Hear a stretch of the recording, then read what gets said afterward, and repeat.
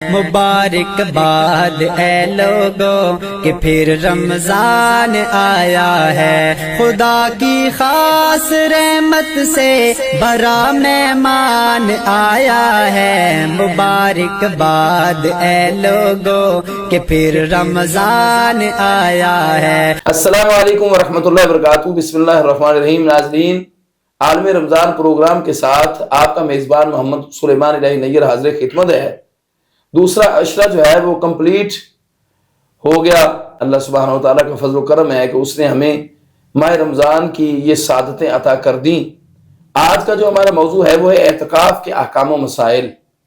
آج جو ہمارے ساتھ ہستیاں شامل ہیں اور جنہوں نے ہمیں جوائننگ دی ہے، ان میں جی مفتی ثناء اللہ فاروقی صاحب حافظہ اللہ، جو مستقل ہمارے ساتھ جو ہے وہ اس پروگرام میں شامل رہتے ہیں، ان کو دل کی عطا سے خوش آمدید کہتے ہیں۔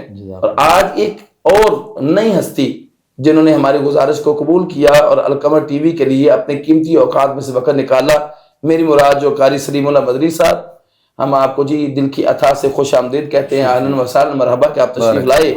اب باقاعدہ پروگرام کا آغاز کرتے ہیں تلاوت قرآن مجید فرقان حمید سے۔ تو ہمارے ساتھ جو ہے نا یوتھ یعنی ینگ جو ہے محمد ابراہیم شامل ہیں، جو آئے ہیں، تشریف لائے ہیں۔ تو محمد ابراہیم صاحب سے میں ملتمس ہوں قرآن مجید فرقان حمید کی تلاوت فرمائیں اور ہمارے دلوں کو منور فرمائیں۔ اعوذ باللہ من الشیطان الرجیم، بسم اللہ الرحمن الرحیم۔ ان الذین یحادون اللہ ورسولہ اولئک فی الاذلین، كتب الله لأغلبن أنا ورسلي إن الله قوي عزيز۔ لا تجد قوما يؤمنون بالله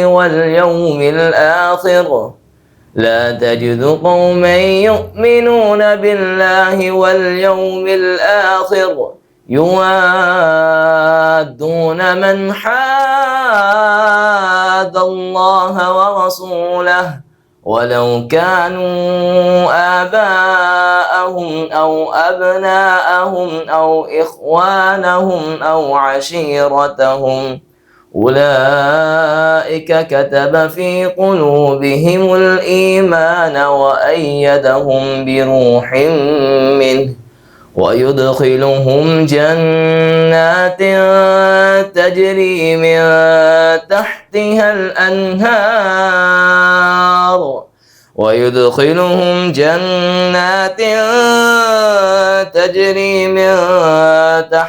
الأنهار خالدين فيها رضي الله عنهم ورضوا عنه أولئك حزب الله ألا إن حزب الله هم المفلحون۔ صدق اللہ العظیم۔ ماشاءاللہ، لا قوت الا باللہ، رحمک اللہ، اکرمک اللہ، انعمک اللہ۔ یہ تھے جی محمد ابراہیم جو تلاوت قرآن مجید فرقان حمید کی بڑی خوبصورت انداز میں ترتیل کے ساتھ تلاوت فرما رہے تھے۔ اللہ ان کے علم و عمل میں برکت عطا فرمائے۔ اب ہم باقاعدہ پروگرام کا آغاز کرتے ہیں جی اعتکاف کے احکام و مسائل۔ تو سب سے پہلے میں سلیم اللہ مدنی صاحب حفظہ اللہ سے سوال کرتا ہوں جی کہ اعتکاف کیا ہے اور اسلام میں اس کی اصل حقیقت کیا ہے؟ نحمدہ و نصلی علی رسولہ الکریم۔ شیخ بہت مہربانی ہے شیخ سلیمان الہی نیر صاحب۔ میں القمر ٹی وی کا بہت شکر گزار ہوں جنہوں نے موقع دیا کچھ کہنے کا۔ اللہ آپ کو برکتوں سے نوازے۔ آمین۔ اعتکاف اصل میں رکنا، ٹھہرنا یا وقف کرنا، علیحدہ ہونا، اس معنی میں آتا ہے۔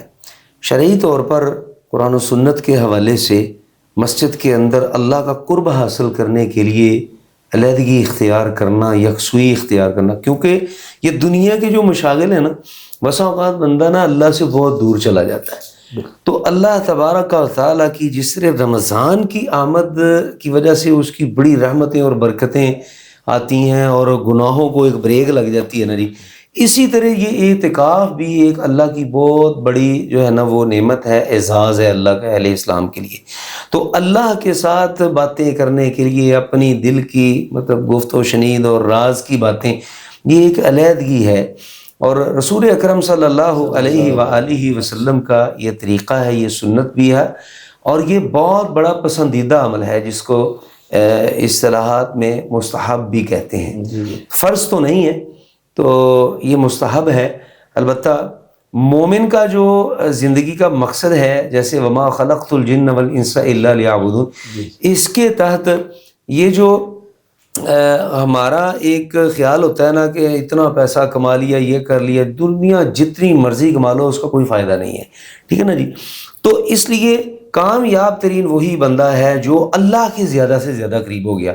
بس یہ اعتکاف جو ہے نا، یہی ایک چیز ہے۔ کیا بات ہے۔ اچھا جی، ڈاکٹر مفتی ثناء اللہ فاروقی صاحب، یہ بتائیے کہ رسول اللہ صلی اللہ علیہ وسلم کا اعتکاف کا معمول کیا تھا، اور اللہ کے نبی صلی اللہ علیہ وسلم نے اعتکاف کو کیوں اختیار کیا، اس کی بنیادی وجہ کیا ہے، علت اور سبب؟ الحمدللہ والصلاة والسلام علی رسول اللہ، اما بعد۔ سب سے پہلے تو میں آپ کا شکریہ ادا کرتا ہوں، القمر ٹی وی کا شکریہ ادا کرتا ہوں۔ اعتکاف جس طرح ہمارے محترم فضیلت الشیخ حفظہ اللہ تعالیٰ نے بتایا کہ علیحدگی اختیار کرنے کا نام ہے، اور پھر یہ آخری جو عشرہ ہے رمضان المبارک کا، اس کے اندر انسان ساری دنیا سے کٹ کر اللہ تعالیٰ کے گھر کے اندر اللہ کی عبادت کے لیے اپنے آپ کو الگ تھلگ کر لیتا ہے۔ صحیح۔ رسول اللہ صلی اللہ علیہ وسلم آخری عشرے کی آپ نے جو فضیلت بیان فرمائی ہے اور اس کی جو اہمیت ہے، اس کے پیش نظر آپ کا معمول مبارک یہ تھا کہ جب آخری عشرہ آ جاتا، شد مئزرہ، تو رسول اللہ صلی اللہ علیہ وسلم اپنا ازار بند کس لیتے، اس طرح کپڑے بندہ کس لیتا نا کسی کام کے لیے، محنت کے لیے، اور احیا لیلہ، راتوں کو زندہ کر لیتے، یعنی راتیں جاگ کر گزارتے، واستیقظ اہلہ، اور اپنے گھر والوں کو بھی بیدار کرتے، اٹھو بھائی اٹھو، اللہ کی عبادت کرو۔ تو چونکہ اللہ کے رسول صلی اللہ علیہ وسلم کی یہ خواہش ہوتی تھی کہ زیادہ سے زیادہ وقت اللہ تعالیٰ کی عبادت کے اندر گزرے، تنہائی کے اندر گزرے، تو اس لیے رسول اللہ صلی اللہ علیہ وسلم پھر آخری عشرے کا اعتکاف فرماتے۔ اور یہ آپ کی جو سنت مبارکہ ہے، جس طرح ابھی حضرت نے بھی بات کی کہ اس کی بہت زیادہ اہمیت ہے، اس کی اہمیت کا اندازہ آپ اس بات سے لگا سکتے ہیں کہ رسول اللہ صلی اللہ علیہ وسلم نے رمضان کے روزے فرض ہونے کے بعد، جب سے رمضان کا یہ روزوں کا سلسلہ شروع ہوا ہے، ہر سال ہی آپ نے اعتکاف کیا ہے۔ آپ کی ذمہ داریاں، آپ کی جو ضرورتیں اور آپ کی مصروفیات، میں سمجھتا ہوں کہ شاید دنیا کے اندر کوئی اتنا شخص مصروف نہیں ہوگا جتنی مصروفیات پیارے پیغمبر جناب محمد رسول اللہ صلی اللہ علیہ وسلم کی تھی۔ تو مشن اتنا اعلیٰ تھا کہ قیامت تک اس مشن کا مقابلہ بے شک دعوت و تبلیغ کی مصروفیات الگ ہیں۔ بڑے بڑے غزوات آپ دیکھیں، غزوہ بدر ہے، غزوہ فتح مکہ ہے، یہ سارے رمضان مبارک کے اندر پیش آئے ہیں، ٹھیک ہے، بڑے بڑے غزوات ہیں۔ اور پھر اس کے ساتھ ساتھ آپ کے جو گھریلو مصروفیات ہیں، ہمارا تو ایک ایک گھر ہے، اور رسول اللہ صلی اللہ علیہ وسلم کے تو ایک وقت کے اندر 9 گھر تھے، 9 بیویوں کے لیے اخراجات کا بندوبست کرنا، ان کی ضروریات پوری کرنا، تو یہ ساری مصروفیات کے باوجود آپ نے ہر سال اعتکاف فرمایا، اور آخری سال تو جس سال آپ دنیا سے رخصت ہوئے ہیں اس سال تو آپ نے 2 عشروں کا یہ ڈبل اعتکاف فرمایا، تو اس سے اس اعتکاف کی اہمیت کا علم ہوتا ہے۔ اور دوسری بات یہ ہے کہ اعتکاف کے اندر تنہائی حاصل ہوتی ہے، بالکل، تنہائی کے اندر غور و فکر کرنے کی جو انسان کو ایک فرصت ملتی ہے نا، وہ اس طرح شور شرابے بھی نہیں ہوتی، یعنی محاسبہ نفس، اپنے گریبان میں جھانکنے کا موقع۔ بالکل۔ رسول اللہ صلی اللہ علیہ وسلم کا آپ انداز دیکھیں کہ جس وقت آپ کو بعثت کا وقت ہے، جو صحیح بخاری کے اندر حدیث ہے، اما عائشہ صدیقہ رضی اللہ تعالیٰ فرماتی ہیں کہ جب وہ وقت تھا تو اس سے پہلے کیا ہوا، آپ کو سچے خواب آنے لگے، اور اس کے ساتھ ساتھ آپ کی زندگی کے اندر تنہائی آ گئی، آپ کو تنہائی پسند آنے لگی، اور آپ ہرا کے اندر چل جاتے، غار ہرا کے اندر، وَيَتَعَبَّدَ اللَّيَالِي، کئی رات وہاں پر تنہا بیٹھ کر عبادت کرتے۔ چونکہ یہ ایک تنہائی جو تھی، اس کے اندر غور و فکر کا موقع ملتا ہے، سوچنے سمجھنے کی صلاحیتیں بیدار ہوتی ہیں، اور پھر معاشرے سے انسان جب کٹ جاتا ہے نا، اور یہ معاشرہ جس معاشرے میں ہم رہ رہے ہیں، اس معاشرے سے کٹنا تو میں یہ سمجھتا ہوں کہ اور بھی زیادہ ضروری ہو گیا۔ جی بالکل، اس وقت صورتحال یہ ہے نا کہ انسان، ہم جس معاشرے میں رہ رہے ہیں ہر طرف گند ہے، برائیاں ہیں، فسادات ہیں، اور یہ معاشرے کا اثر انسان کی طبیعت پر ہوتا ہے۔ اور وہ جو حدیث ہے مشہور ہے، صحیح بخاری کی ہے، جس کے اندر رسول اللہ صلی اللہ علیہ وسلم نے وہ 100 آدمیوں کے قاتل کا ذکر کیا ہے، جب وہ 99 آدمی قتل کر چکا تھا تو اس کے بعد توبہ کر لی تھی اس نے دل سے، اور وہ بالکل توبہ کے لیے مائل تھا، سب کچھ تھا، اور توبہ کے لیے لوگوں سے مسائل پوچھتا تھا، لیکن اس کے باوجود 100واں قتل بھی اس سے ہو گیا. تو جب اس کے بعد جب اس نے توبہ کی ہے، جس عالم کے ساتھ اس کی ملاقات ہوئی ہے، تو اس نے اس کو کیا مشورہ دیا ہے؟ اس بستی کو چھوڑو، اس علاقے کو چھوڑو. یہ علاقے کے اثرات، یہ بستی کے اثرات، یہ لوگوں کے اثرات، یہ گناہوں کی نوست انسان پر چھا جاتی ہے، جو سستیاں پیدا کرتی ہے. جبکہ اس سے پہلے جس عالم یا ملا سے ملا ہے، اس ملا نے تو اس کو پھر ظاہر بتا کہ مولوی بھی تو ایسے ہوتے ہیں نا. میں اس کی بھی وضاحت کر دیتا ہوں. اصل میں نا کچھ عابد ہوتے ہیں، عبادت گزار ہوتے ہیں. اب ان کا حلیہ تو لازمی بات ہے کہ وہ شرع سنت کے مطابق ہی ہوگا نا، لیکن ہوتے وہ عالم نہیں ہیں، وہ عبادت گزار ہوتے ہیں. اور عام طور پر لوگ ان کو عالم سمجھ لیتے ہیں، ان سے بھی مسئلے پوچھتے ہیں. اور پھر قرب قیامت کی تو علامات سے بھی علامت ہے. کوئی یہ بھی دیکھا نا من حرام بھی تو ہوتا ہے، کچھ ایسے بھی تو ہوتے ہیں من کے اندر ہی حرام ہے. کچھ لوگوں کی خارج معذلہ قرآن و حدیث کی خارج بات بتانی نہیں ہے، یا وہ اسلام کو جانتے نہیں ہیں، یا وہ الف کو نہیں جانتے، بجائے کہ وہ اس کو یہ کہتا بھی توبہ کر، تیری تو توبہ قبول ہو گئی، وہ کہنا کہ تو نہیں بخشے جانا. علم کی کمی کی بات ہے نا. جہالت جو ہے نا، جہالت یہ بہت ساری تباہی کا سبب بنتی ہے. یہ صرف اس لیے میں نے آپ سے بات کی ہے کہ ہمیں ایسے مولویوں سے بھی بچنا چاہیے. ان کے لیے میں ایک حدیث عرض کرتا ہوں. رسول اللہ صلی اللہ علیہ وسلم بشیروا ولا تنفروا، لوگوں کو خوشخبریاں سناؤ، نفرتیں پیدا نہ کرو. یسروا، لوگوں کے لیے آسانیاں پیدا کرو. ولا تعسروا، تنگیاں پیدا نہ کرو. دین کو ایسا تنگ کر کے نہ پیش کرو کہ لوگ سمجھیں ہم تو اس پہ عمل ہی نہیں کر سکتے، تو چونکہ عمل نہیں کر سکتے اس لیے عمل چھوڑ ہی دیتے ہیں. نہیں، یہ نہیں ہے، آسانیاں پیدا کریں. تو یہ جہالت تھی نا. تو آج بھی وہ یہ قرب قیامت کی علامات میں بھی رسول اللہ صلی اللہ علیہ وسلم بیان فرمایا کہ علماء کو اللہ تعالیٰ اٹھا لیں گے اور ان کی مسند جہال سنبھال لیں گے. اور وہ جہال جو ہیں، بجائے اس کے کہ لوگوں کو یہ کہیں لا ادری بھی مجھے نہیں پتا، حالانکہ بڑے بڑے ائمہ، امام شافعی رحمہ اللہ جیسے، امام مالک رحمہ اللہ جیسے لا ادری کہہ دیتے تھے. اور آج کل ہمارا یہ حال ہے کہ مسئلے کا علم نہیں ہوتا تو ہم بغیر علم کے فتوے دے رہے ہوتے ہیں. ضلوا واضلوا، رسول اللہ صلی اللہ علیہ وسلم خود بھی گمراہ ہوتے ہیں اور لوگوں کو بھی گمراہ کرتے ہیں. رسول اللہ کی یہ حدیث بھی تو ہے نا ڈاکٹر صاحب کہ اللہ کے رسول نے فرمایا کہ جو لا ادری کہتا ہے مجھے علم نہیں، وہ آدھا عالم ہے، دیکھو کہ آدھا مولوی ہے. وہ بالکل ایسے ہی ہے.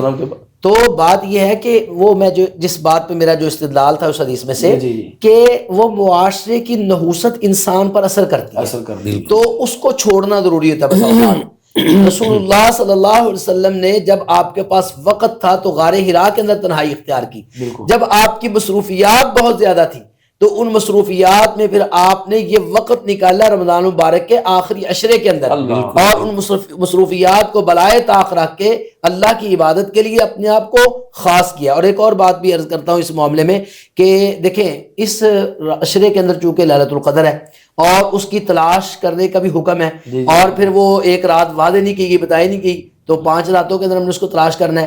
تو جو شخص اعتکاف بیٹھتا ہے نا، اس کے لیے لیلۃ القدر کو تلاش کرنا بھی آسان ہے. لوگ نا کام پہ جانا، محنت مزدوری کر کے تھکے آ جانا، پھر رات کو جاگنا، پھر یہ بھی ذہن میں رہنا کہ اگلے دن پھر میں نے کام پہ جانا ہے، تو وہ اس طرح انسان عبادت نہیں کر سکتا. تو جو ایک شخص بالکل فرصت کے لمحات میں الگ تھلگ بیٹھا ہوا ہے، تو یہ اعتکاف کا ایک اولین مقصد یہ بھی ہے کہ آخری عشرے کی فضائل سمیٹے جائیں اور لیلۃ القدر کو تلاش کرنے کے لیے یہ اس جگہ پر بیٹھا جائے. تو یہ بھی ایک مقاصد میں سے ایک مقصد ہے. بالکل جو بندہ دنیا کی نحوست سے اور معاذ اللہ ان خرابیوں سے اور معاذ اللہ دنیا کی گمراہی سے جب بندہ بالکل تنہا بالکل اللہ سبحانہ و تعالیٰ کے ساتھ پھر مناجات کرتا ہے، اور وہ پھر اس کی اللہ کے ساتھ ملاقات ہوتی ہے. اچھا جی، شیخ ثناء اللہ، شیخ قاری سلیم اللہ بدری صاحب حفظہ اللہ، آج کے دور میں جب انسان اس قدر مصروف ہے، اس قدر مگن ہے، یعنی معاذ اللہ کا الجھا ہوا ہے، جبکہ رسول کی حدیث ہے ایک تنیم خمسن قبل خمسن میں کہ جب اس کے بعد فراغت تھی تو پھر اس نے اللہ کو یاد نہیں کیا. حالانکہ اللہ کے نبی نے فرمایا کہ وہ فراغت قبل شغلک، کہ وہ مشغول ہو جائے اس سے پہلے وہ فراوانی جو اس کے بعد جو اس کا فری ٹائم ہے، جو وقت کی فراوانی موجود ہے، اس کو صحیح استعمال کر لے. تو پھر تو اعتکاف کی کیا روحانی اہمیت ہے کہ اگر دیکھیں بندہ تو یعنی سمجھے کہ انہوں پنجابی کے اندر ٹنگے ہوئے ہیں، یعنی معاشرے کے اندر اس قدر الجھا ہوا مصروف ہے، اس میں پھر اعتکاف کی روحانی اہمیت کیا ہے؟ دیکھیں جو اصل چیز ہے نا جی، وہ اللہ کا قرب ہے. بالکل. اور یہ سمجھنا چاہیے، دنیا میں جیسا کہ پہلے بھی عرض کر چکا ہوں، دنیا کے اندر جتنا آپ مشغول ہوتے جائیں گے نا، اتنا ہی اس کا لالچ آپ کے اندر آتا جائے گا. یہ جو اس وقت لالچ ہے، یہ میں سمجھتا ہوں اللہ تعالیٰ نے یہ جو اپنی رحمتوں کے مواقع پیدا کیے ہیں، رحمتوں کی برکھا برسانے کے، یہ ہم نے اپنی طرف متوجہ کرنے کے لیے ہی پیدا کیے ہیں۔ اور اس میں ایک اور بڑی زبردست بات میرے ذہن میں اللہ لائے کہ کوئی انسان، ہم میں سے کئی لوگ پریشانیوں میں مبتلا ہو جاتے ہیں، بسا اوقات اللہ تبارک و تعالیٰ اپنے بندے کو اپنی طرف متوجہ کرنے کے لیے پریشانی میں مشغول کر دیتا ہے تاکہ یہ میری طرف آ جائے۔ تو اس دور کے اندر اہل علم کو لوگوں کے اوپر زیادہ توجہ دینی چاہیے اور ان کو اس بات کا درس دینا چاہیے کہ بھائی اللہ تعالیٰ کی طرف آ جاؤ۔ ایک اور بات میں یہاں عرض گزاروں گا، جیسے شیخ ثناء اللہ صاحب حفظہ اللہ نے بیان کیا علم کے حوالے سے، یہ جو ہماری مساجد کے اندر اکثر جو ہیں وہ صحیح مستند علماء نہیں ہیں، صرف انہوں نے اپنی، وہ پنجابی میں کہتے ہیں روٹی ٹکر کو انہوں نے جو ہے نا وہ سیدھا کیا ہوا ہے۔ اچھا، اس میں حضرت عبداللہ بن عمر رضی اللہ تعالیٰ عنہما کی ایک روایت ہے، انہوں نے فرمایا کہ العلم ثلاث، کتاب اللہ و سنت رسول اللہ ولا ادری۔ یہ بات بہت ضروری ہے ہمارے سننے والوں تک، سامعین تک پہنچانے کے لیے، یہ ہمارا فرض ہے، اللہ کی طرف سے ہماری ڈیوٹی ہے، صحیح قرآن سنت کا علم جو اللہ نے ہمیں دیا وہ ہم پہنچائیں۔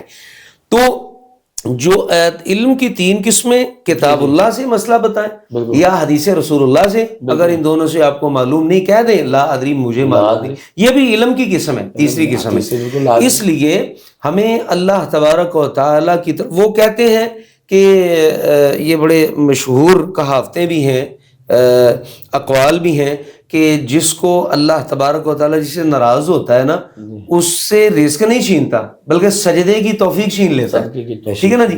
اگر ہم جو ہے وہ دنیا کے اندر زیادہ مشغول ہو گئے ہیں، ہمیں فکر کرنا چاہیے ہم اللہ سے دور نہ ہوں۔ یہ کوئی دنیا اتنی بہتر نہیں ہے جو اس کے پیچھے، بلکہ اللہ کے رسول صلی اللہ علیہ وسلم کے پاس ایک شخص آیا، انہوں نے کہا کہ اللہ کے حبیب علیہ السلام مجھے کوئی ایسا طریقہ بتلائیے کہ جو ہے نا وہ اللہ تبارک و تعالیٰ مجھ سے پیار کرے۔ تو رسول اکرم صلی اللہ علیہ وسلم نے کیا فرمایا؟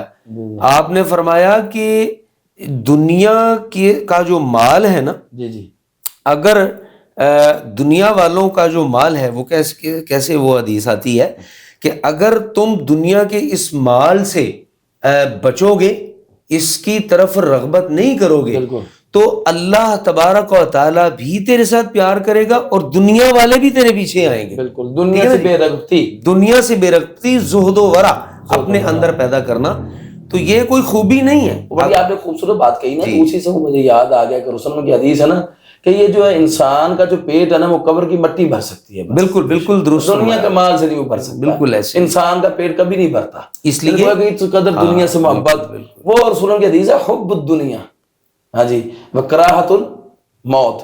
نہیں، شیخ جو حدیث میں وہ حدیث ہے مجھے یاد آ گئی، علی عمل اذا عملته احبنی اللہ واحبنی الناس، وہ انہوں نے کہا تھا کہ مجھے ایسا عمل بتائیں کہ جب میں عمل کروں تو لوگ بھی مجھ سے محبت کریں اور اللہ تعالیٰ بھی مجھ سے محبت کریں۔ تو رسول اللہ صلی اللہ علیہ وسلم ازہد فی الدنیا، ازہد فی الدنیا، جی بالکل، ازہد فی ما عند الناس یحب الناس، آپ دنیا سے بے رغبت ہو جائیں، اللہ کے طلب ہو جائیں تو اللہ تعالیٰ آپ سے محبت کریں گے۔ جو لوگوں کے پاس ہے آپ اس سے بھی زہد اختیار کریں، جیسے کہ میں نے، انہوں نے بے رغبتی کہی اور میں نے بھی کہا کہ دنیا سے بے رغبتی اور اللہ کا تعلق، لوگ بھی آپ سے محبت کریں گے۔ اگر یہ حدیث اور ہے، وہ تو ہے نا وہن کی بیماری جس کو پیدا ہو، وہ وہن والی حدیث، وہ وہن والی حدیث ہے کہ وہ پھر اس کا دنیا سے محبت کرے گا اور موت سے جو ہے معاذ اللہ کراہت نفرت کرے گا۔ اس میں انہوں نے یہ بڑا اچھا بتلایا، ازہد فی الدنیا یحبک اللہ، دنیا سے بے رغبت ہو جا تو اللہ تیرے ساتھ محبت کرے گا۔ وازہد فی ما عند الناس یحبک الناس، لوگوں کی جیبوں سے بے رغبت ہو جا، لوگ تجھ سے محبت کریں گے، یہ وہ حدیث ہے۔ ہاں جی بالکل، وہ بڑی مشہور مارے کہ تاجر سے آپ ویسے آپ کا ادب کرے گا، بیٹھے گا، مسئلہ پوچھے گا، آپ کی عزت و تکریم کرے گا، آپ کو سلام کرے گا، لیکن جب آپ نے اس سے سوال کر دیا پھر اللہ دے حکم تاجر دوبارہ سلام میں نہیں لینا۔ بالکل جی، حضرت نے میرے کو مانگ لیا۔ اچھا یہ بتائیے کہ اعتکاف کس پر لازم ہے، اور دوسری بات کیا ہر مسلمان کے لیے ضروری ہے، یہ کچھ مخصوص طبقہ کے جو اعتکاف کرے یا کچھ مخصوص لوگوں کے لیے ہے؟ جی محترم سلمان بھائی، اعتکاف فرض نہیں ہے، بالکل لازم نہیں ہے، کسی پر بھی لازم نہیں ہے، جی بالکل ٹھیک ہے، یہ ایک مستحب عمل ہے، آپ اس کو سنت بھی کہہ سکتے ہیں، بالکل، اور یہ ایک ایسا عمل ہے کہ جو اس کو رسول اللہ صلی اللہ علیہ وسلم نے ہمیشہ اس پہ دوام اختیار کیا ہے، تسلسل اختیار کیا ہے۔ یعنی ہم یہ سمجھتے ہیں کہ اگر اللہ کے رسول صلی اللہ علیہ وسلم ہر سال بیٹھتے تھے، تو ہم اگر ہر سال نہیں بیٹھ سکتے تو کم از کم ایک سال کے وقفے سے ایک سال بیٹھ جانا چاہیے۔ اگر ایک سال کے وقفے سے نہیں بیٹھ سکتے تو کم از کم ہر شخص کو زندگی کے اندر ایک بار تو اعتکاف بیٹھنا چاہیے، کہ یہ بھی رسول اللہ صلی اللہ علیہ وسلم کی سنت مبارک ہے۔ اور جو سنت سے محبت کرنے والے لوگ ہیں، جن کو رسول اللہ صلی اللہ علیہ وسلم کی اداؤں سے محبت ہے، آج کل اصل میں ہمارا بہانہ وہی ہے جو پہلے بات چل رہی ہے کہ جی مصروفیت بہت زیادہ ہے، مصروفیت بہت زیادہ ہے۔ ہم یہ سمجھتے ہیں کہ دنیا میرے بغیر چل نہیں سکتی۔ اصل میں اعتکاف یہ ایک فائدہ اس کا یہ بھی ہے کہ اللہ تعالیٰ اعتکاف میں جب ہم چلے جاتے ہیں، 10 دن دنیا سے کٹ جاتے ہیں، الگ تھلگ ہو جاتے ہیں اور دنیا کا نظام چلتا رہتا ہے، تو اللہ مجھے بتاتا ہے کہ میرے بندے تیرے مرنے کے بعد بھی یہ دنیا چلتی رہنی ہے، تو نے دنیا سے چلے جانا ہے، دنیا کو فرق ہی کوئی نہیں پڑنا۔ لیکن افسوس کی بات یہ ہے کہ آج ہماری مساجد کے اندر جو لوگ اعتکاف بیٹھے ہیں وہ بھی اس طرح دنیا سے نہیں کٹتے، موبائل فون پاس رکھا ہوتا ہے، ادھر سے کالیں آ رہی ہیں، گھر کالیں جا رہی ہیں، سارا کچھ سلسلہ چل رہا ہے، بلکہ کئی تو اللہ تعالیٰ معاف فرمائے سوال جہلانہ کہ جی موبائل رکھ سکتے ہیں۔ ہاں دیکھیں نا، اس وقت ہم نے سب سے زیادہ سوال ہی یہ آ رہا ہے، میں مختلف ٹی وی چینلز پہ جو پروگرام میرے ہوتے ہیں اس میں بھی یہی سوالات آ رہے ہیں کہ جی کیا موبائل ہم رکھ سکتے ہیں ساتھ؟ وہ جی ایک بندے کا سوال ہے جی میرا کام ہے بڑا اہم، تو میں یہ وہ تو میں نا 10 دن کام نہیں چھوڑ سکتا، تو اگر میں موبائل ساتھ رکھ لوں، تو میں یہی عرض کرتا ہوں کہ بھائی یہ اعتکاف فرض نہیں ہے۔ اگر آپ ایسے پھنسے ہوئے ہیں یا ایسا کوئی کام ہے جس کے بغیر آپ کا گزارا نہیں ہے تو آپ پھر اعتکاف چھوڑ دیں۔ اگر آپ نے اعتکاف کرنا ہے تو پھر اعتکاف کا مطلب پھر آپ دنیا سے الگ تلگ ہو جائیں، دنیا چھوڑ دیں۔ شیخ ڈاکٹر ثناء اللہ صاحب، یہ تو عقیدے کی بات ہے، میرا یہی عقیدہ مستحکم ہے، پوری دنیا میں بیچنی پڑے بیچ دے، جب آپ اللہ کے لیے جو ہے نا بیٹھ جائیں گے نا تو پوری دنیا پھر اللہ آپ کو بالکل اللہ واپس دے گا۔ جی وہ بندہ تو بیوقوف ہے جو کہتا ہے کہ میرا کام ہے، تیرا کام کیا ہے؟ تو اللہ کی رضا کے لیے چھوڑ، یہ کام تو کچھ بھی نہیں ہے جو وہ تجھے عطا کر دے، جو تجھے عطا کرے گا۔ اچھا یہ بتائیے جی کہ اعتکاف کب شروع ہوتا ہے اور دوسری بات یہ اور کب ختم ہوتا ہے؟ یہ مغرب کے بعد شروع ہوتا ہے یا عشاء کے بعد شروع ہوتا ہے اعتکاف؟ اصل میں جو ہمیں دلائل ملتے ہیں، رسول اللہ صلی اللہ علیہ وسلم کے صحابہ فجر کے بعد اپنے اس سلسلے کے انتظامات میں مشغول ہو جاتے تھے، چلے جاتے تھے۔ تو اصل میں تو یہ شروع تو ہوتا ہے مغرب کے بعد ہی، ٹھیک ہے نا جی۔ تو لیکن یہ ہے کہ اس کے انتظامات پہلے مطلب کر لینا، یہ جو ہے مطلب اس کے دلائل ملتے ہیں، صحابہ رسول اس طرح ان کا عمل تھا نبی صلی اللہ علیہ وسلم کے دور میں بھی، تو ختم ہو جاتا۔ چونکہ یہ جو تاریخ تبدیل ہوتی ہے، مغرب کا جو وقت ہے یہ اسلامی تاریخ تبدیل ہوتی ہے، اس وجہ سے چونکہ آپ نے 10 دن بیٹھنا ہے۔ اچھا یہ جو شریعت اسلامیہ جو ہمارا اسلامی دن ہے، اصل جو دن ہے وہ اثر کے بعد جو ہے تبدیل ہو جاتا ہے یا مغرب کے بعد تبدیل ہوتا ہے؟ سوال یہ بتاتا ہے کہ جو اعمال کی بات آ رہی وہ تو اثر کے بعد پیش کیے جاتے ہیں، تو اس کے بارے میں شریعت اسلامیہ سے ہمیں کیا ملتی ہے؟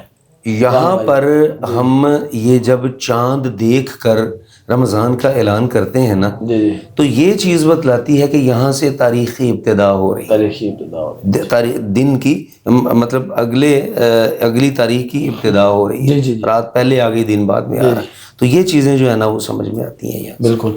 اچھا ڈاکٹر صاحب آپ یہ بتائیں کہ یعنی اگر کوئی شخص 10 دن اعتکاف نہیں کر سکتا، تو جو آخری 3 دن بعد لوگ کرتے ہیں یہ چند دن کر سکتا ہے یہ بندہ، یہ 1 دن کا اعتکاف یا 3 دن کا اعتکاف، کہ اصل سنت ہے ہی 10 دن، یہ جو آگے پیچھے ہیں یہ طویلات گھڑ لی ہیں؟ اصل سنت تو 10 دن ہی ہے، رسول اللہ صلی اللہ علیہ وسلم نے 10 دن کا کیا ہے اور اللہ کے رسول صلی اللہ علیہ وسلم نے 20 دن کا بھی کیا ہے، ٹھیک ہے۔ تو اصل جو اعتکاف یا آپ کا معمول مبارک تھا وہ یہی تھا کہ آپ آخری عشرہ اعتکاف میں گزارتے تھے۔ تو جو سنت اعتکاف جس کو آپ کہیں گے نا، رمضان مبارک کا سنت اعتکاف، وہ تو 10 دن کا ہے۔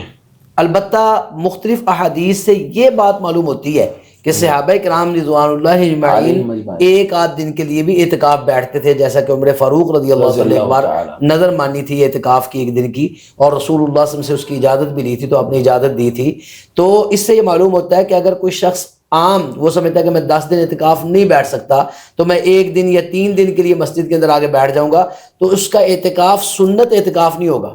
ہاں البتہ وہ اپنا جو وقت اللہ تعالیٰ کے گھر میں گزارے گا۔ لیکن مجھے یہ بتائیں، ایک آپ نے بات فرما دی، یہ کسی کا بھی سوال پیدا ہو سکتا ہے، میں تو ذریعہ ایک میزبان ہوں، میں آپ سے سوال کر رہا ہوں، آپ نے خود ہی تو فرمایا کہ تمہارے ضرورت نے اللہ کے رسول سے اجازت دی، آپ نے اجازت دے دی، اس کا مطلب ہے وہ سنت تو ہوگی؟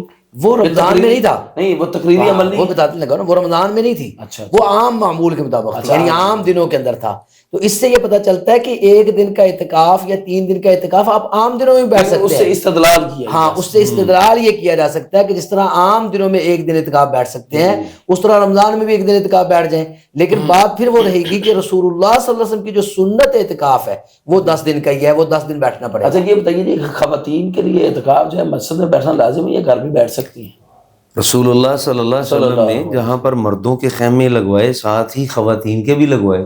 ازواج مطہرات نے یہ عرض گزاری کہ ہم بھی اعتکاف کرنا چاہتی ہیں تو نبی صلی اللہ علیہ وسلم نے مسجد کے اندر خیمے لگوائے. اس لیے جو گھروں کے اندر بیٹھنے والا سلسلہ ہے اس کی کوئی دلیل نہیں ملتی ہے.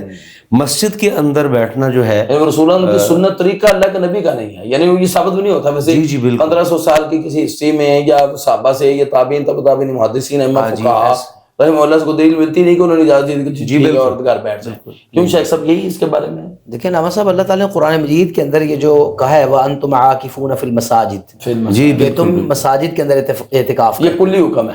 یہ حافظ ابن حجر اسقلانی رحمۃ اللہ نے بھی لکھا ہے, اور یہ مقدمہ صحیح مسلم کے اندر بھی اور دیگر کتب کے اندر بھی اس کی جو تفسیر لکھی گئی ہے وہ تفسیر میں تمام محدثین اس بات پر متفق ہے کہ اس کا مطلب یہ ہے کہ مساجد کے ساتھ ہی اعتکاف کا تعلق ہے. تو اعتکاف مسجد میں ہی ہوتا ہے. صحیح بخاری کے اندر مرد اور عورت کے لیے اکٹھا حکم ہے نا. جی بالکل صحیح بخاری کے اندر حدیث موجود ہے. اس آیت کا اگلا حصہ بھی پڑھیں ذرا, وَأَنْتُمْ عَاكِفُونَ فِي الْمَسَاجِدِ تِلْكَ حدود اللہ, تِلْكَ حدود اللہ, یہ اللہ کی حدیں ہیں.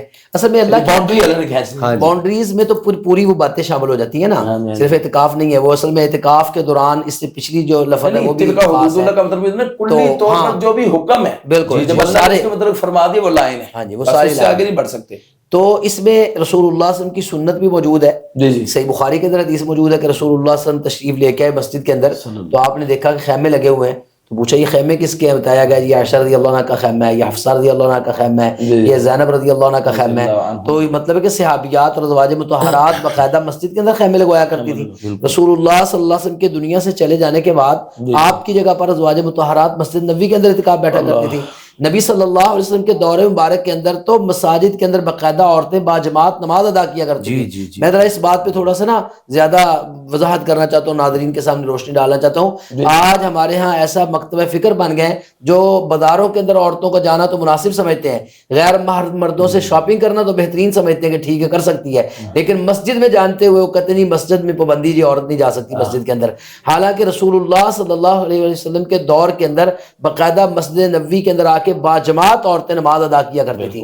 اور اس وقت تو آج کی یعنی آگے مرد ہوتے تھے اور یہی عرض کر رہا ہوں, آج کل جو مساجد کے اندر سہولیات دستیاب ہیں کہ بیسمنٹ کے اندر عورتوں کے لیے انتظامات کر دیے جاتے ہیں یا فرسٹ فلور کے اوپر کر دیے جاتے ہیں, جہاں گزرنے آنے جانے کا راستہ الگ ہوتا ہے, جہاں واش رومز الگ ہوتے ہیں, جہاں وضو خانے الگ ہوتے ہیں, جہاں کوئی پردے کا الحمدللہ مناسب انتظام ہوتا ہے. جبکہ رسول اللہ صلی اللہ علیہ وسلم کے دور میں تو ایسی سہولیات بھی دستیاب نہیں تھی. ایک ہی رستہ تھا, وہیں پہ آگے مرد کھڑے ہو کے نماز پڑھتے ہوئے, پیچھے ہی عورتیں نماز پڑھتی. تو اس کے باوجود نماز, اور اللہ کے رسول صلی اللہ علیہ وسلم کے دور مبارک میں یہ مثال بھی موجود ہے کہ ایک عورت وہ کالے سے رنگ کی, صحیح بخاری کے اندر حدیث ہے, کانت لہا خباء فی المسجد, رسول اللہ صلی اللہ علیہ وسلم کے لیے مسجد کے اندر خیمہ لگوایا ہوا تھا. تو وہ عورت مسجد کے اندر رہتی تھی, ٹھیک ہے, عام دنوں میں بھی رہتی تھی. تو اگر عورت مسجد کے اندر خیمہ لگا کے رہ سکتی ہے تو اعتکاف کیوں نہیں کر سکتی؟ اصل میں نا یہ جو لوگ کہتے ہیں نا مسجد کے اندر عورتیں اعتکاف نہیں کر سکتی, گھر میں کرے, ان کی بھی منطق عجیب ہے. وہ پتہ کیا کہتے ہیں, وہ نہیں کہتے گھر میں اعتکاف کرے. آپ کبھی وہ فقہ کی کتابیں پڑھیں آپ کو پتہ چلے گا, وہ کہتے ہیں گھر کے اندر ایک جگہ بناؤ مسجد, اور پھر وہ گھر کی مسجد کے اندر اعتکاف کرو. یعنی گھر میں مسجد بناؤ اور گھر کی مسجد میں اعتکاف کرو. اور وہ مسجد صرف رمضان کے لیے ہے نہیں, وہ تو ہر وقت ہونی چاہیے. ویسے تو ایک مخصوص جگہ نماز کے لیے ہر گھر میں ہونی چاہیے, وہ کہتے ہیں وہاں پر. تو پھر مطلب یہ ہوا کہ ان کا بھی یہ موقف یہی ہے کہ مسجد میں اعتکاف ہوتا ہے, ٹھیک ہے, وہ چاہے گھر کی مسجد ہو یا محلے کی مسجد ہو. تو چونکہ گھر کے اندر اس وقت تو ایسا ماحول ہوتا ہی نہیں ہے. تو اس کی اعتکاف میں کن کاموں سے پرہیز ہے اور کن کاموں کا کرنا ضروری ہے؟ دیکھیں علامہ صاحب, اعتکاف کے اندر دنیاوی تمام کاموں سے پرہیز ہے. لیکن فرض ہے والد فوت ہو جائے, کسی کی والدہ فوت ہو جائے, بہن فوت ہو جائے, بھائی فوت ہو جائے, سسر فوت ہو جائے, ساس فوت ہو جائے, تو ایسا قریبی رشتہ ہے جو اس کے خاندان کا بڑا قریبی ہے, چچا فوت ہو جائے, خالہ فوت ہو جائے, تو اس کے لیے کیا حکم شریعت؟ علامہ صاحب دیکھیں, بات پتہ کیا ہے, ہم نے دین کے جو اصول ہیں نا ان کو آپس میں ٹکرا دیتے ہیں. کوشش کرتے ہیں کہ ان کے اندر کوئی ٹکراؤ پیدا ہو جائے, حالانکہ ہمیں تطبیق پیدا کرنے کی کوشش کرنی چاہیے.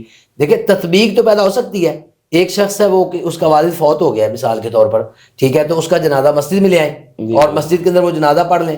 عائشہ رضی اللہ تعالیٰ عنہ مسجد کے اندر جنازے آتے تھے، وہ پڑھتی تھی. تو مطلب یہ کہ وہ مسجد کے اندر جنازہ، لیکن ہمارے ہاں یہ بھی تو پابندی ہے، وہ کہتے ہیں مسجد میں جنازہ نہیں آپ پڑھا سکتے. جنازہ میں اور باقاعدہ جو عید ہے وہ میدان میں ہے، میدان کے اندر مسجد میں پڑھائی جاتی ہے اور جنازے وہ باہر، ٹھیک ہے، باہر پڑھا لیں، جنازہ بنائیں، ٹھیک ہو رہی، ہم نہیں روکتے، لیکن مسجد کے اندر کیا جنازہ کی اجازت ہے گی؟ شریعت اسلامی کے اندر ہے کیا اجازت کو بنا سکتے ہیں؟ وہ جو عیدگاہ موجود ہے نا، نہیں، رسول اللہ صلی اللہ علیہ وسلم کے دور میں بھی جنازے باہر ہوتے تھے، کوئی سارے جنازے مسجد نبوی میں نہیں ہوتے تھے، بلکہ رسول بہت ساری ایسی احادیث موجود ہے کہ جنازے کے ساتھ چل کے گیا رسول اللہ صلی اللہ علیہ وسلم، یا جنازے کے انتظار میں باہر بیٹھے رہے جہاں پر جنازہ پڑھا جاتا تھا، بقیع کے اندر ہی جنازے ہوتے تھے.